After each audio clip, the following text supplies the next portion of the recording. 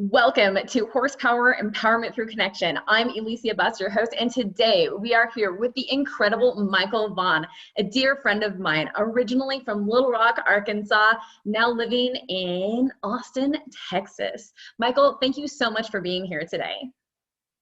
It's definitely a pleasure to be with you again. It was no trouble at all. And so you have so many stories for us today. Should we start at the beginning? Way Yes. back in the beginning in Little Rock, Arkansas? Yes, I would love to. So tell me about your family. What was it like growing up in Little Rock? Little Rock is a beautiful area of the country. I've been through there a few times. Well, in my family, I grew up, I was blessed enough. The doctors told me I wasn't going to be able to talk when I was born. That's what they told my family. Well, we see today they were obviously wrong. Obviously wrong. And there was several people in my life, in my corner, to help me through this journey. The first people I think about are my parents. They were really young when they had me. They were teenagers, and they took me and they raised me to be as strong as I could be. And then they showed me I could do anything I want. And then the biggest influence of this has to be my grandmother. My grandmother raised me, and she told me, even as a young boy, you might be disabled, but that doesn't mean you can't do anything for yourself. She told me I could do anything I wanted to if I put my mind to it. So I put this mentality into everything I did. That means going to school and elementary school and high school. I took it everywhere I went. And when people approached me, at first they were scared. But then over time, as I began to talk to them, they started to think, he's in a wheelchair and he talks more than I do. So they became my friend after that, because I was also smart. And then they would take answers from me. They would ask me what's the answer to the question. So I made friends very quickly wherever I went. And I have my family thanks to them. I believe that. I mean, you and I became friends very quickly. And I mean, I talk a lot. And honestly, Micheal, I think you might talk even more than I do. And that is quite enough.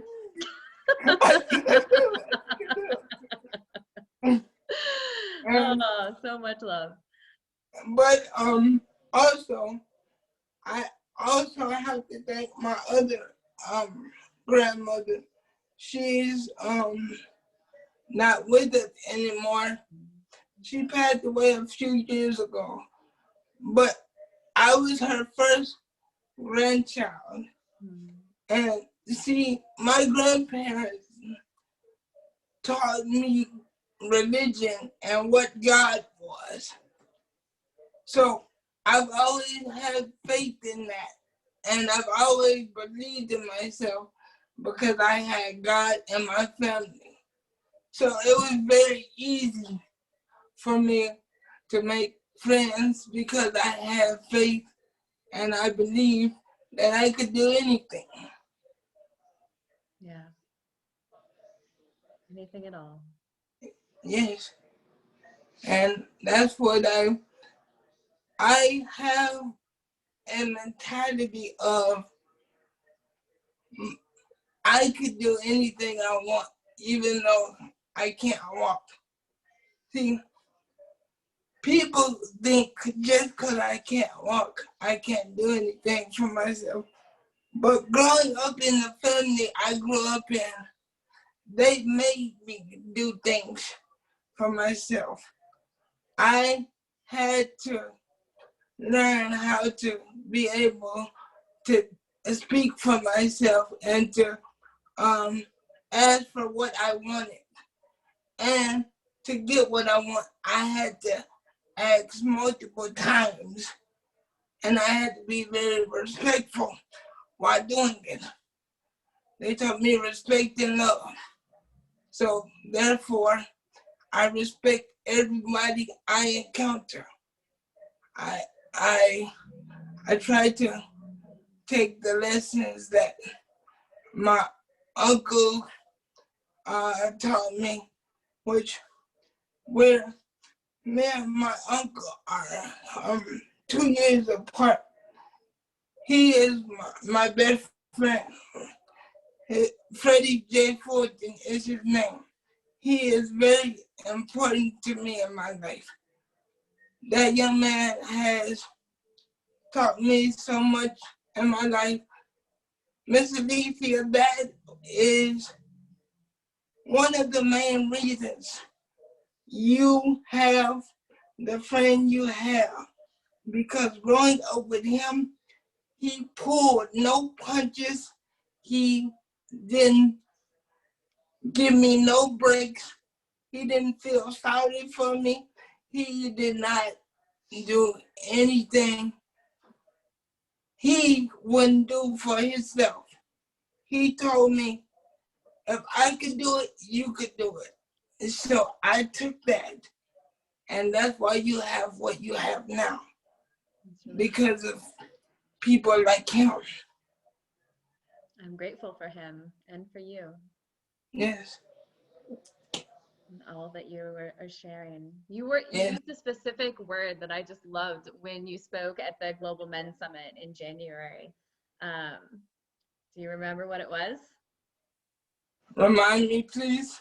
You said that you are limitless. Yes. And that's how I feel. That's how I always felt. My body might not work the same way as other people, but it's nothing in this world that I feel that I can't do. Just because I can't walk doesn't mean I can't do anything. Miss Elysia, one of my favorite things to do in the world is to listen to music. And one of the people I look up to mostly in this world is Kendrick Lamar. And the reason why I love him so much is because he's an artist that believes in all kinds of people. So he made me believe in myself by listening to his music. It doesn't matter to him what you look like, what you have been through in your life, and what you have gone through in your life. He sees you as a regular person, and he tries to motivate you. So I take that with me, even now. I love that. Now, you have another really fantastic story about music having to do with your lovely girlfriend that you've had for 5 years. Yeah, I knew that was coming. That story? I knew that was coming. Yes, I do. And I want to say this as well. I want people to understand, I did not like Taylor Swift at all 5 years ago. At all. None. I did not listen to none of her music at all. I'm being completely honest right now. I know. But dealing with her. You have to like Taylor Swift. It is a requirement. It is not a choice. I can remember the first time we ever met. She looked at me and she said, if you don't like Taylor Swift, we can't get along. And I looked at her and I laughed, but she was very serious. Very serious. And after that day, she had a show coming to Austin around my birthday, October 22nd. And my girlfriend called me and she asked, she was sad that day because she had got purple Windex on a poster of Taylor Swift and she cried tears. And I remember telling her it's okay. But what I did not understand was it wasn't okay to her. She yelled at me that day and said, it's not okay. I got purple Windex on my poster. I'm really sad. You have to honor what everybody's experiencing. I know, but after that day, I made up in my mind I wanted to get her tickets to that concert when she did the Circuit of Americas. And we did that day. We were a part of 80,000 people that day. And that was one of the loudest, happiest concerts I've ever been to in my entire life. That's beautiful. I just love that. And you got a new poster out of that, I imagine. Yeah, she did. And I've even had to buy Taylor Swift albums. She's talked to me so much about Taylor Swift. It is ridiculous. So do you like Taylor Swift now? Yes. And your girlfriend, she also has cerebral palsy, is that right? Yes. Yes. But she is absolutely, she is one of the most tremendous people I know. She inspires me more than she knows. In fact, I'm about to start a organization in part for people with disabilities and for her to, because I want her to feel like she can be a part of something and something that's good. I want to make a difference and show people that disabled people can live lives too. We just live lives a little differently than others. Yeah. But we're the same. Yeah. And you're doing something else. You just got a new job, right? With Yes. I'm a very busy man. You are a very busy man. It is true. I am also going to start a job working with the Texas government, and I will be working on the disability side of things, helping people with disabilities in Texas have better lives. We will be pushing bills through and trying to make Texas a better place. The organization is called Parent to Parent. I'm very excited to join them on their ventures. That's fantastic. Well done, Michael. Thank you so much. You're very welcome. And then you had something else really cool that you were trying to put together. Do you want to talk to them about the nonprofit that you're wanting to create? Yes. The nonprofit I want to create is called A World That Loves. And what I want to do with it, I want it to be several different parts. I want it to have recreational centers, a drug and alcohol center, and a theme park part of the organization. And I'm thinking of several different things because I want people to see that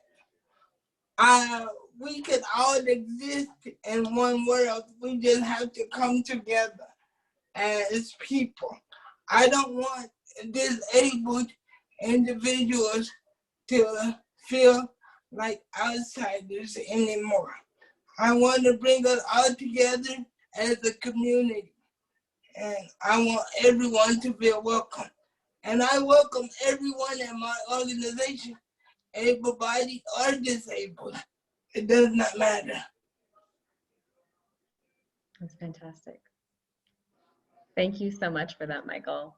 I believe you had told me before something about riding horses at your nonprofit, as well as the nonprofit you currently get to engage with as a client. Yes. Yes. Open my world. Yeah. Open my world is like my extended horse family. Those people mean so much to me. I wish we had more time because I would go down the list to tell you how much each and every person means to me. But that organization was started by Miss Donna. She was a special needs teacher that had a love for horses. Me and her created a bond instantly when I got there. Miss Elysia, the first time I rode a horse, I cried, tears. We did not make it around the barn. But now, you can't get me off of a horse. Why were you crying in the beginning? Because it hurts so much. It physically hurt your body? Yes. Because of the pain I was going through. Yeah. Were you scared when you first started to ride the horses? Oh, no. No, I was never afraid. Because I rode a horse one time previously back in elementary school. They brought a horse to the elementary school for me to ride. That's pretty cool. So I've never been afraid of horses or animals. I love animals, and I love riding horses. It means a lot to me, and that's why I want to create my own horse back ranch, because I want more people in general to have the opportunity to do those things. I want to get a chance for people to experience what I have experienced in my life. So that's what that part of the organization will be for. How did working with the horses help you?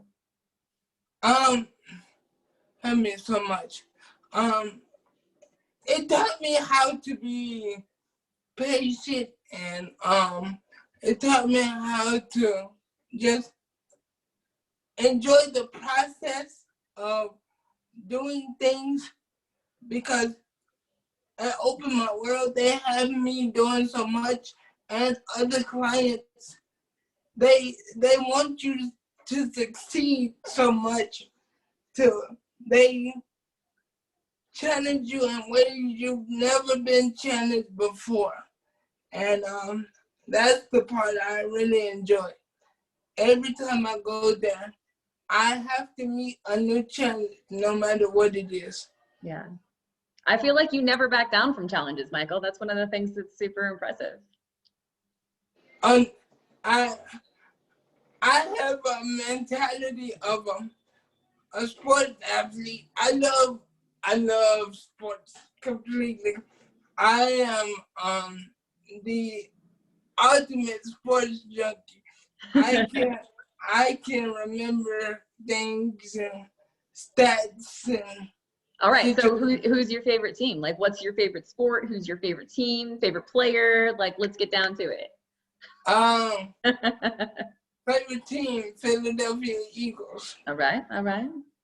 I fell in love with them in 1999, and then I really started watching them in 2000 when they had Donovan McNabb.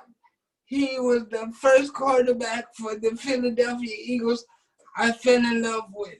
And then they also had Brian Dawkins and Jeremiah Trotter and all those guys.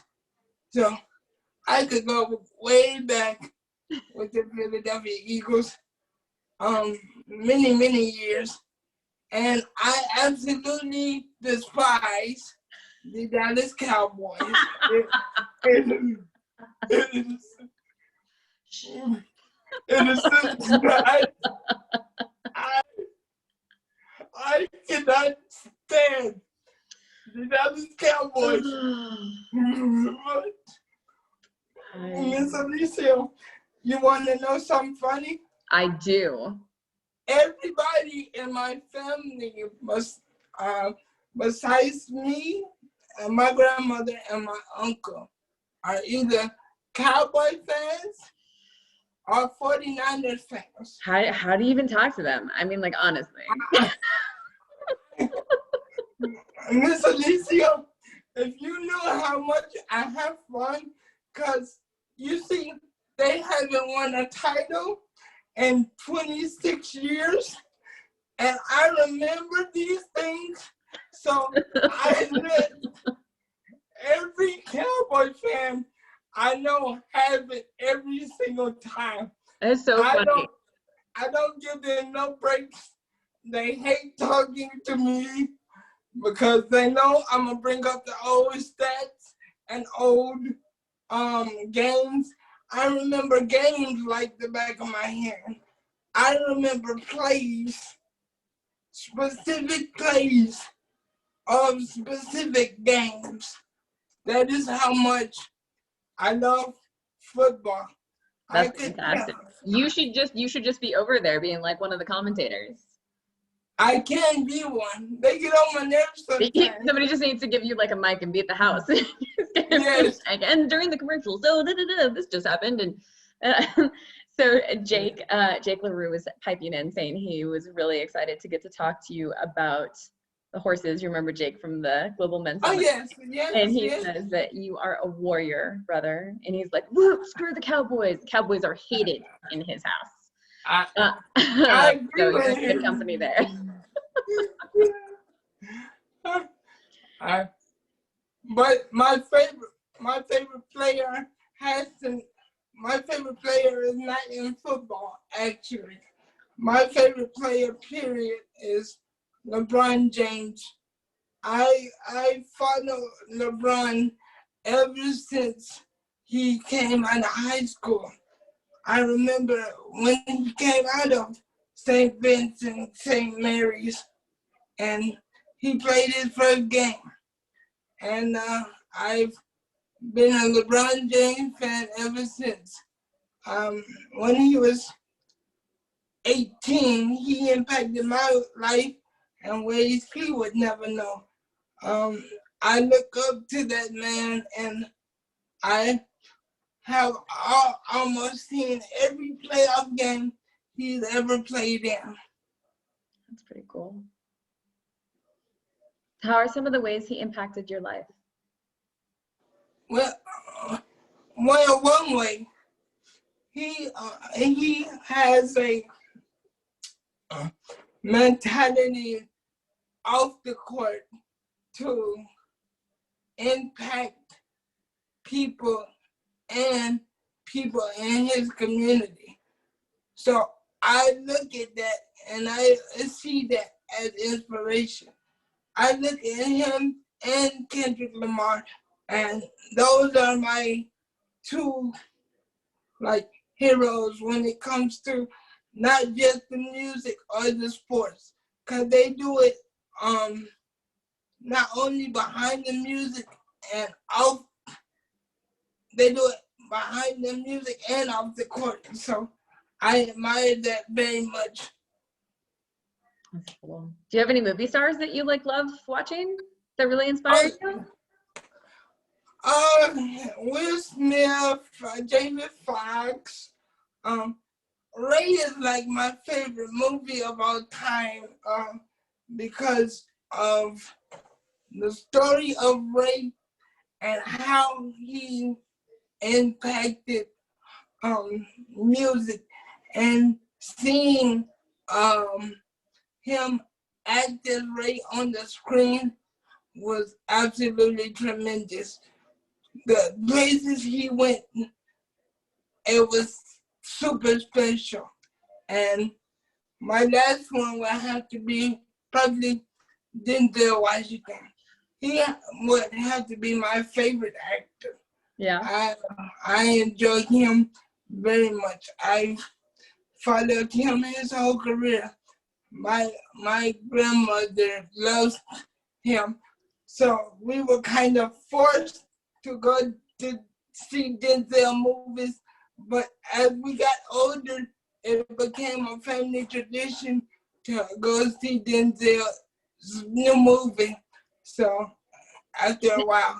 Now, which grandma was this? Was this the grandma that you went on roller coasters with? That she eventually was just like, I'm done with roller coasters. Like, y'all are crazy. Like, you can go on roller coasters, but I'm having no more of that. Yeah. my grandmother, Alice Ford, she is the lady that did that. She inspired me to do any and everything I wanted. I was 3.5 pounds as a baby, and she would come to the doctor every day and get me off the incubator and try to hold me. She would get in trouble with the doctors because the doctors would tell her, you're not supposed to be in here. But the nurses would let her in there, and she would just love on me and try to do the best she could. And then she would go to work. She sounds like a really lovely woman. She is. Sounds like you have a really great family. Oh yeah.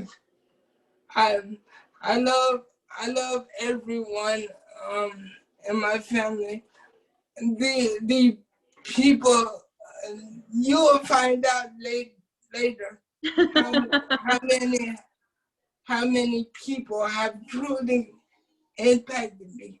I will give you quick stories about all of them, but I love them all.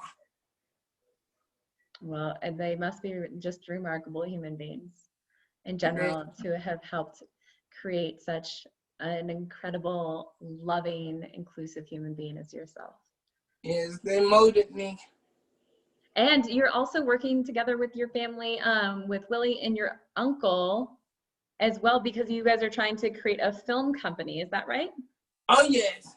And this has been really a childhood dream of ours, because what we want to do, we want to bring the light to filmmaking, and we want to give everybody a chance to succeed, to tell their stories. And we really have a passion for this, and we really love doing this. We watch movies and shows all the time, and we critique them, and we try to do the best we can. My uncle is even an actor. He's in New York right now. He graduated from Columbia University. He's very smart and very brilliant. And That's fantastic. And then Freddie Fulton, he says, "I love you too, Micheal Vaughn." Is that one of your uncles? Yeah, that is the person I'm talking about. I thought that might be him. Hey, Freddie. He is my brother. I don't see him as my uncle. I see him as my brother. Because, you see, we have this connection like nobody else. He could literally sleep in the bed with me and we'll be okay. He's been right by my side at the very beginning of my life. That's beautiful. And then Willie too, you've told me before, he's more like a brother. Oh yeah. I've known Willie for a long time. And a frame of reference for our audience, Willie helps as a caretaker, correct? Yes. He is one of my caretakers, and we just we met about 16 years ago, almost 17 now, and Willie first, he actually almost scared me when I was younger because his voice was so deep. I was afraid of him. Oh. And I didn't know how to react to him. But as we went along, he became a brother to me because as I was living in Texas and when I would go back to Arkansas, he would come by the house and he would do things with me when he had time. He would even come get me out the car if he knew I was there. And we would just hang out and have fun doing that.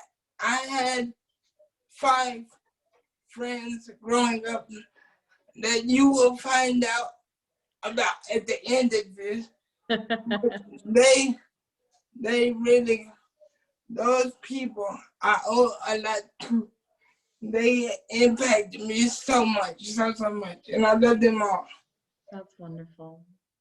What are some things that you would like to share with like the world at large about people with disabilities or just any other messages? I think people with disabilities, I think we get the wrong perception. And what I mean by that is, just because we can't talk or walk doesn't mean we're not human. And doesn't mean we can't do anything. It just means we do things differently than other people. That is all that means. We might be a little different, but you don't have to treat us like we are not human. I want to be treated like a human. That is the whole point of this. I want to create a world where people could be treated as people and not disabled. Yeah, and to have people speak to you directly and not just your caretakers, right? Right, correct. Because I would talk to you if If you want me to talk to you, I will talk to you without any trouble. Like you said, some people say I talk too much.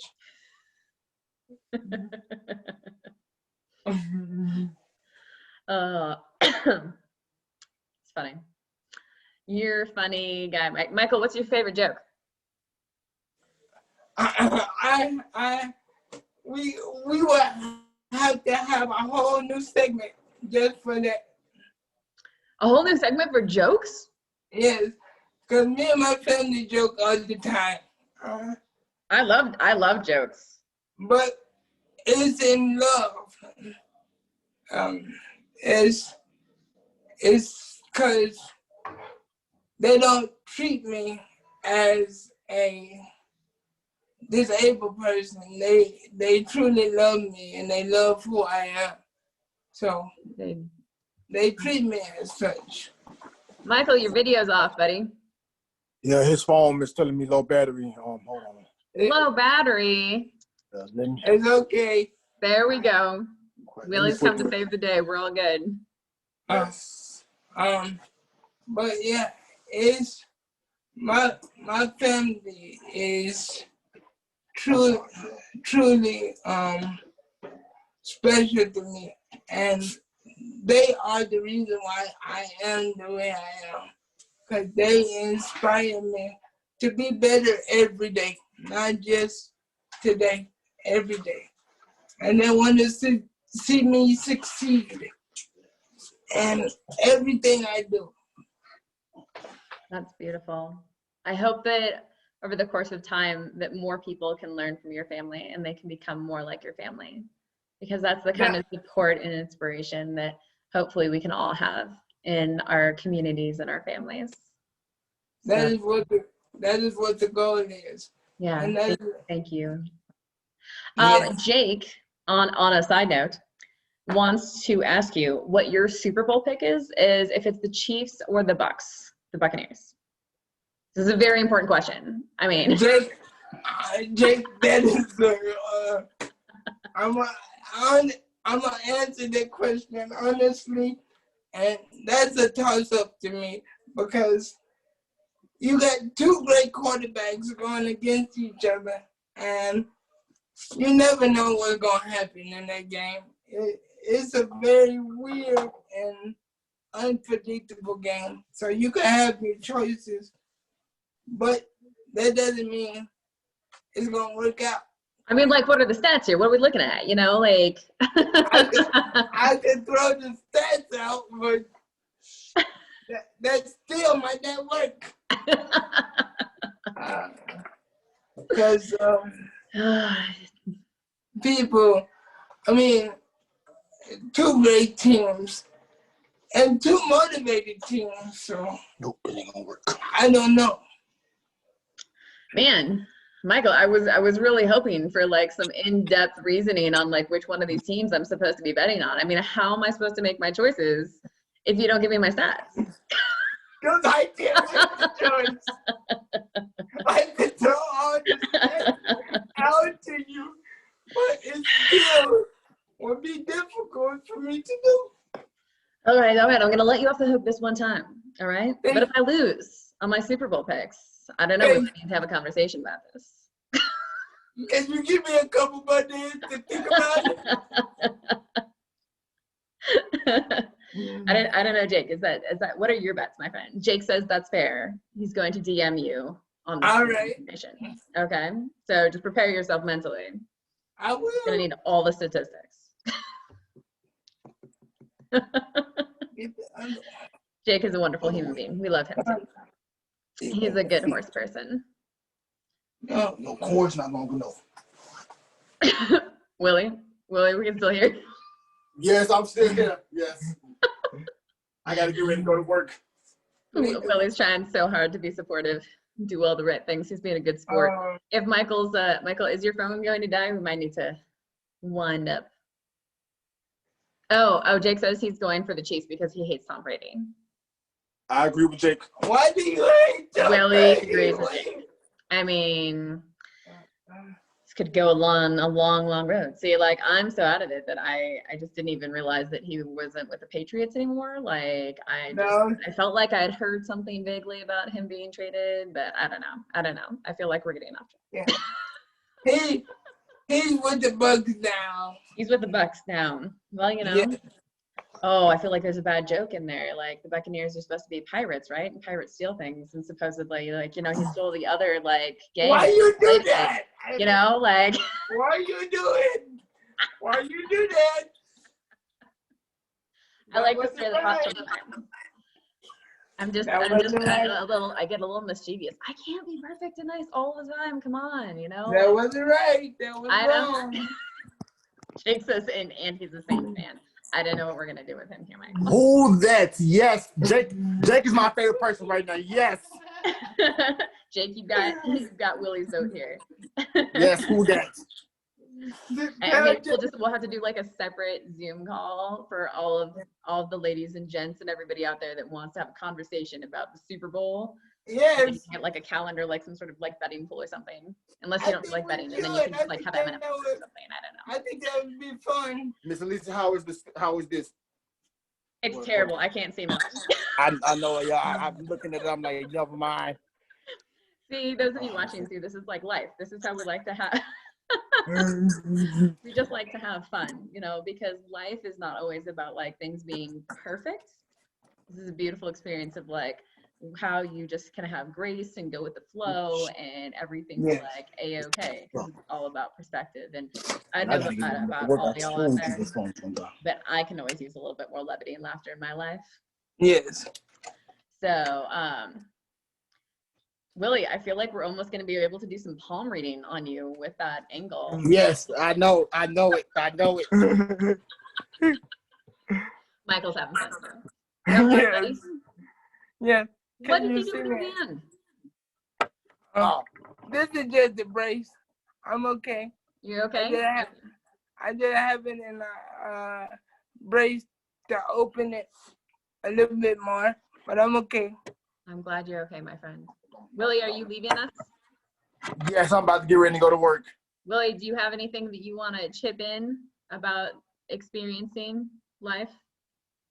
Anything inspirational? Anything you think people should know about like working with people with disabilities, like being a person of color and being more supportive? Yes, I think people need to actually be patient with them, because sometimes it does take a lot.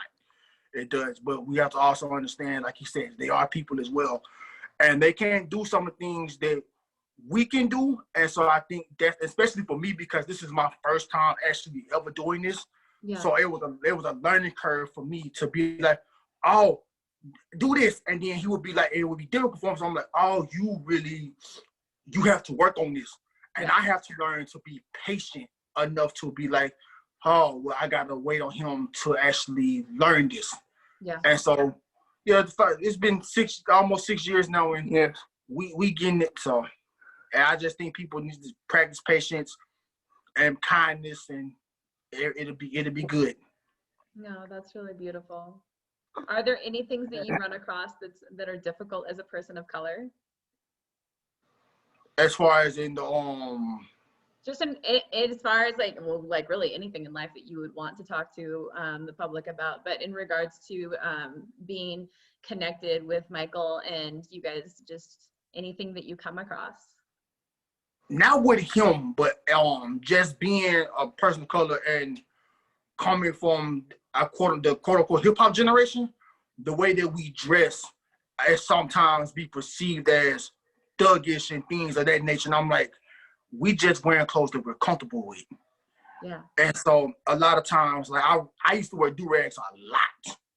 And so my mom, she used to be like, boy, take that off your head when you going places, because I'm like, Mama, but then getting out there and seeing how people would just hold on to something without not even knowing me. And I'm like, oh, so this is what this is. Yeah. You're automatically saying. That's one of the reasons why I also wanted to get into the film industry, is to change their perspective in the media, because a lot of times that's where people get their first glimpse of another race in. Yeah. So I'm like, we need more positive images out there of us. Yeah. No, that. Do you see why I love the people around me? Yeah, Willie's a great guy. Willie, I really appreciate you sharing that with the audience. And I also really appreciate what you're trying to do with creating your film company with Freddie and Michael so that you can change public perspectives on all those different aspects of what you see and experience in life. Yes, ma'am. Thank you. You're welcome. Well, we can't keep him too long, folks. The man's got to run to work. Yeah, gotta go to work. Change into the guard. All right, my friend. All right, Miss Lisa. Talk to you later. Talk to you soon, buddy. So Michael, my dear friend, Yes. was there anything else that you would like to share about your journey with the public and anything else inspiring? Well, I want people to understand this. No. When they see me, I want them to realize I'm just a 27-year-old man trying to make it through the world the best way I can. Don't treat me any different because of my disability, because I might call you out on it and you might be surprised. You're such a great human, Michael. I appreciate you.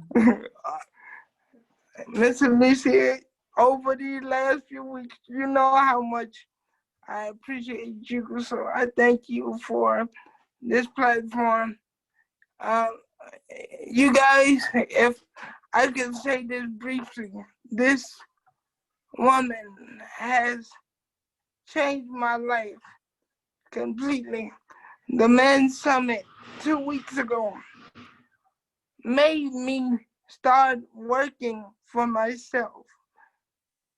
Her believing in me was one of the greatest things I've ever experienced in my life. She is one of the most incredible people I know. And what she does for people is truly incredible. So I ask you, if you're not our Facebook friend, or if you don't have this woman on your list, put her on your list because she deserves it. We need more people like you in the world. Thank you, Michael. That's incredibly sweet of you to share with everybody and to tell me. I appreciate you. And you know how much I mean it too. I do know how much you mean it. Thank you, my friend. Yes. It's very kind. I want good people to get all the opportunities in the world that they deserve. Hear, hear, my friend. It is time for people to get the opportunities that they want and stop looking down on people just because of what they look like or what background they come from. We have to change the world for the better, because if we don't do it, who else will? That's right. That's right. We all have to do our part as individuals. Yes. Be kind and do our best to help others with authenticity and grace. Yeah. And you guys will be seeing me a lot more. It's a lot of stuff we have planned, so I'm up to something. So yeah, look out, world. He's coming. He's coming for your world. He's gonna change you. I'm gonna enjoy it too. All right, my friend, before we wrap up, is there anyone else in the world who inspires you that you would like to give a shout out to? I want to name about 10 people. You got it. Go for it, buddy. These 10 people are very important to me. The first person is my mother, Elysia Vaughn. I love you with all my heart. She is one of my biggest supporters and biggest inspirations in the world. Next will have to be my father, Michael Vaughn Sr. I'm a junior, but what they created through me was very special. I agree with that. Then it will have to be my grandmother, Alice Marie Fortin. She is inspirational to me because what she's done for me in my life and the young man she helped raise is still that same grateful person. Next will have to be my uncle, Freddie J. He's been my best friend. He's been the one to tell me I could do anything in the world. He's played video games with me. We've played fall. He's threw me around. He's not seen me as a disabled human being. He just sees me as a human being, and he tells me that as much as he can, and I love him for it. Next would have to be Willie. He's my other best friend, and I love him for what he sacrificed for me and what he's taught me as an individual. And then after that, will have to be my friend Jeremy Williams. He's a school teacher, and he teaches people and students in Arkansas. He's been very inspirational to me because he has achieved his dreams, and one day he hopes to be a principal. And then it would have to be my Uncle Thomas. My Uncle Thomas is very important to me because he is one of the main reasons why I'm a motivational speaker now. He lives in California, and he taught me I could do anything I want. And he also showed me Reverend T.D. Jakes, and that inspired me to become a speaker. That moment is the reason why I am the way I am. Next would have to be my Uncle Kevin.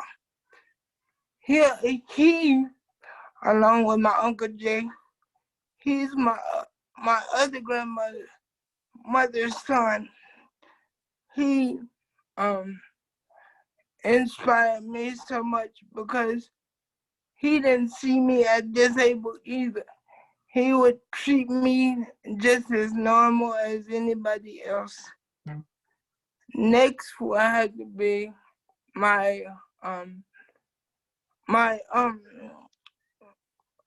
one of my best friends in the world, Eric. He's my recreational therapist. He takes me all over Austin. We do everything together. We've been to concerts. We've been to all kinds of different places. We like to go out to eat and do different things. He's another person that shows me there's no limits to what I could do. And then my last person would have to be probably my grandmother, Ellen. She's gone now, but what she taught me as a young boy, I still carry, and she always believed in me. And I was her first grandbaby, so we had a very special connection. Yeah. She was a cook. She cooked for President Clinton when he was the governor of Arkansas. In Hot Springs, Arkansas. Yes. Right? That's a beautiful place. Everybody should go there. He would come to her establishment just to eat. That's cool. She was a tremendous person. And I'm doing this in part for her too, because she just wanted the best for me as a young boy. I wish I could name more people, but we don't have enough time. There's more? There's so many people. So many more? You can give a shout out. No, I don't want to go over time, or if we do this again, I would let you in on more people, because it's so many impactful people along with me on this journey. I can't name them all, but they all mean something to me, and they know who they are. So when I speak of these people, they know who they are, and they know what they mean. Because without these people and without God, I would not be who I am. Yeah. Micheal, thank you so much for everything that you have shared today, and your beautiful heart, and your incredible spirit, and your amazing family, who have been such incredible role models for the world through this and your actions and how you're going to change the world. So by default, every person that has inspired you and supported you through that action creates a beautiful ripple in the world for every person that you will get to impact throughout time. So Yes. thank you for all of those people, each and every one, who've actively made a difference. Yes, I agree. And like I said, they know who they are, although I didn't name them. Indeed. Well, ladies, gentlemen, everyone out there in the world watching this now and later, thank you so much for watching. We greatly appreciate your time and your support. And until next time, goodbye. Bye-bye.